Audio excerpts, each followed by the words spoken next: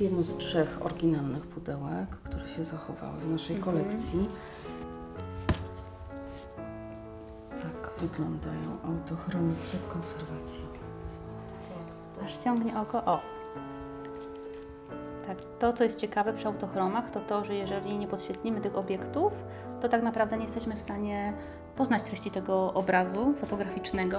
Ten autochrom jest w całkiem dobrym stanie, natomiast jest mocno zabrudzony na powierzchni. Mamy też odautorskie napisy wykonane chyba przez samego Jana Włodka, tak? Tak, na pewno. Teraz by się podświetlarka przydała, co? Żeby zobaczyć tą różnicę. Znajdujemy się w Krakowie, w siedzibie Fundacji imienia Zofii i Jana Włodków, założonej przez rodzeństwo profesor Zofię Albinę Włodek i profesora Jana Mariana Włodka, herbu Sulima z Dąbrowicy. Instytucja ta została stworzona w celu zorganizowania tu archiwum, biblioteki i ośrodka badań naukowych nad ziemiaństwem polskim. Trzonem zbiorów, którymi opiekuje się Fundacja, jest obecnie archiwum rodziny Sulima Włodków z Dąbrowicy, a wśród tego archiwum jednym z najważniejszych pozycji jest spuścizna profesora Jana Zdzisława Włodka. Profesor Jan Zdzisław Włodek to postać wielowymiarowa. Ziemianin, właściciel majątku rolnego Dąbrowica w powiecie bocheńskim i majątku leśnego Ostrowy Tuszowskie, a także wybitny uczony. To kierownik stacji doświadczalnej Uniwersytetu Jagiellońskiego, gleboznawca, pionier ekologii, to również działacz społeczny, dyplomata i wreszcie fotograf amator. Choć w tym przypadku może określenie fotograf amator jest określeniem nieco nieprecyzyjnym. Fotografia towarzyszyła mu od najmłodszych lat. Fotografię wykonywano w rodzinach ziemiańskich chętnie, wykonywano dobrze. Zachowało się wiele zbiorów, w których utrwalone zostały sceny z życia rodzinnego, również sceny obrazujące pracę tych wysoko wyspecjalizowanych nieraz gospodarstw rolnych. Jan Włodek interesował się jednak fotografią nie tylko jako amator, starał się fotografię używać również jako narzędzie naukowe i ten rys charakterystyczny dla Włodka jest ważny w rozważaniach nad najcenniejszą częścią jego spuścizny fotograficznej, jaką są autochromy.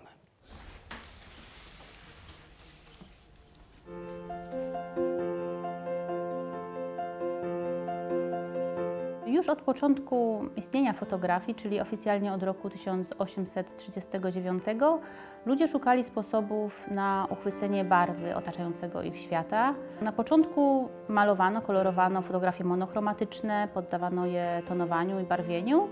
Istniały też skomplikowane technologie barwne, które wymagały czasochłonnej obróbki. Dopiero w roku 1903 Auguste i Louis Lumière opatentowali proces barwnych płyt szklanych, zwany autochromami, a w roku 1907 technika ta trafiła do masowej produkcji i użytku. Pracując z autochromem, pracujemy z obiektem wielowarstwowym, o takiej skomplikowanej budowie technologicznej, tak? Mamy szkło, mamy werniksy, mamy warstwę żelatynową. Każda z tych warstw potrafi pracować inaczej, starzeje się też inaczej i w różnym stopniu wrażliwa jest na przykład na działanie światła czy temperatury. W powiększeniu mikroskopowym możemy zaobserwować tą strukturę obrazu unikatową, czyli czarne partie srebrowego obrazu fotograficznego oraz barwny raster wykonany z barwionych na 3 kolory ziarenek skrobi. Czerwono-pomarańczowy, zielony i błękitno-fioletowy. Na tym obiekcie możemy zaobserwować uszkodzenia mechaniczne obrazu fotograficznego. Jest to w tej chwili fotografia już po procesie konserwacji. W górnych partiach tej fotografii widzimy samo szklane podłoże, to znaczy, że wszystkie warstwy zostały uszkodzone, zdarte, najprawdopodobniej w sposób mechaniczny, ale widzimy też tutaj taki trójkątny fragment obiektu, w którym usunięta została tylko warstwa srebrowa obrazu, czyli tam, gdzie to meritum, ta treść fotografii się znajduje. Jest to fotografia przedstawiająca fundatorów Fundacji Włodków jako dzieci. Jan Włodek bardzo systematycznie przygotowywał się do wykorzystania fotografii i w tym również fotografii barwnej do celów badawczych jako narzędzia pomocniczego, jako narzędzia dydaktycznego.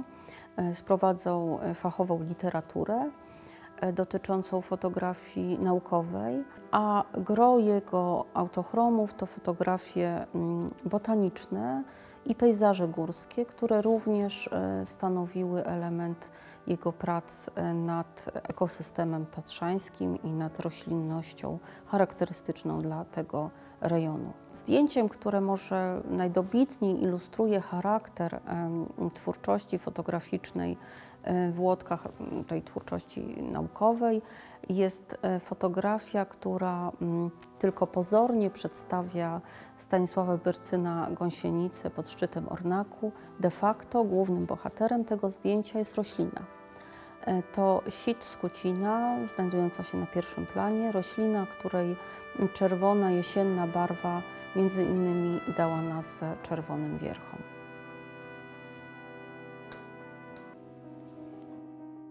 Mając świadomość, jak cennym pod względem kulturowym, technicznym i historycznym jest zbiór 243 autochromów Jana Zdzisława Włodka, Fundacja postanowiła przystąpić do programu Kultura Cyfrowa 2020 i w ramach wsparcia finansowego ze strony Ministra Kultury i Dziedzictwa Narodowego otrzymała grant na zadanie konserwacji, digitalizacji i rozpowszechnienia autochromów Jana Zdzisława Włodka. Autochromy mogą ulegać zniszczeniom mechanicznym, biologicznym czy fizykochemicznym. Głównym zagrożeniem dla tych fotografii jest wilgotność, woda w każdej postaci.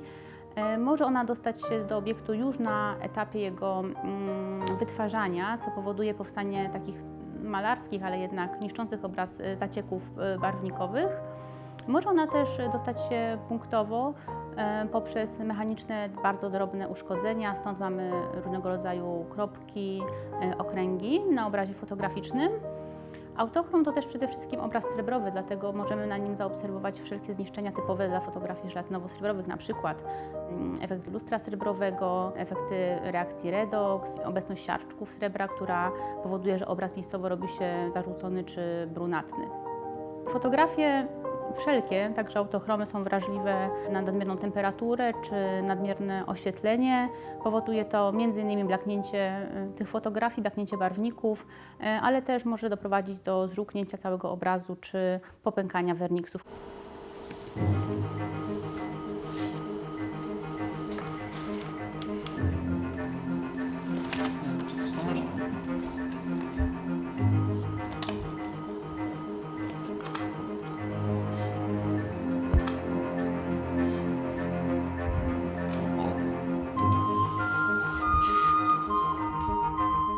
Przyjechaliśmy tutaj zdigitalizować autochromy, kolekcję autochromów wykonanych przez profesora Włodka.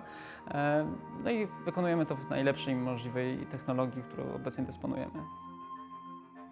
Obiekty transparentne są w naszym zakresie zadań, które wykonujemy na co dzień, w związku z czym mamy ogromne doświadczenie w tym, jak dbać o to, żeby były bezpieczne, ale też jeśli chodzi o samą digitalizację, mamy ogromne doświadczenie, jak dobrać odpowiednie parametry, tak aby z tego autochromu dowiedzieć się jak najwięcej, żeby widz mógł zobaczyć jak najwięcej na nim informacji. Używamy aparatu Phase One z 150 milionów pikseli, dzięki czemu możemy robić to najlepiej, jak to w tym momencie jest dostępne w branży i na rynku. Wyostrzam na sam ekran. Większość fotografii Jana Zdzisława Włodka to zdjęcia powstałe po roku 1923, gdy autor już po habilitacji, autor o ustalonej renomie naukowej, zaczyna tworzyć swego rodzaju inwentarz rodzimej flory, a także rejestruje na autochromach wyniki swoich eksperymentów rolniczych, testując tym samym granice możliwości technicznej autochromu, jego przydatności dla celów naukowych. Fotografie te wykonywane były w bardzo metodyczny sposób. Autor notował często warunki techniczne, w jakich były wykonane. Powtarzał ten sam motyw na różnych typach płyt autochromowych lub z użyciem różnego czasu naświetlania po to, żeby utrwalić na płycie najlepszy, jego zdaniem, najbardziej perfekcyjny efekt. Niesamowita jest tonalność autochromów, ich kolorystyka. To jest rzecz zupełnie inna niż ten świat, do którego jesteśmy przyzwyczajeni, niż świat, który fotografujemy za pomocą tradycyjnych czy to cyfrowych aparatów fotograficznych. Jest to obraz troszeczkę jak współczesne młodzieżowe filtry na Instagramie, bardzo retro, ale też ta tonacja pokazuje nam świat troszeczkę z innej perspektywy niż znamy go obecnie, w innych kolorach. Te obiekty mają taki nostalgiczny wizerunek. Tutaj, prawda, mamy do czynienia pierwszy raz z kolorowym wizerunkiem Kościoła Mariackiego. No jest to rzecz niespotykana i właśnie dzięki digitalizacji możemy to upowszechnić i pokazać szerszej publiczności. Na boku tych naukowych zainteresowań Jana Zdzisława Włodka można zanotować dwie dość niezwykłe fotografie, autochromy przedstawiające drzeworyty japońskie, niewątpliwie pochodzące z kolekcji zaprzyjaźnionego z Włodkiem Feliksa Jasieńskiego Mangi. To prawdopodobnie fragment ikonografii, którą gromadził Jan Zdzisław Włodek do planowanej przez siebie monumentalnej pracy poświęconej historii rolnictwa. Niestety autorowi nie udało się dokończyć swojego dzieła. Jan Zdzisław Włodek wraz z innymi profesorami uniwersytetów krakowskich został aresztowany podczas Sonderaktion Krakau i zesłany do obozu koncentracyjnego Sachsenhausen.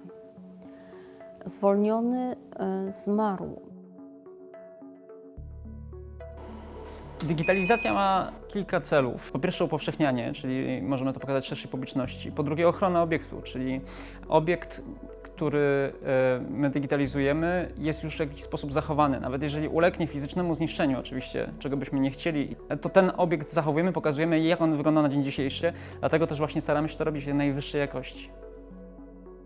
Skany autochromów Jana Zdzisława Włodka, które stanowią niezwykle cenne źródło zarówno ikonografii, jak i źródło do badań nad historią rolnictwa, historią botaniki, zostaną umieszczone w ogólnie dostępnych portalach cyfrowych, w portalu Szukaj w archiwach Narodowego Archiwum Cyfrowego, a także na portalu OSA, który jest dedykowany archiwom społecznym.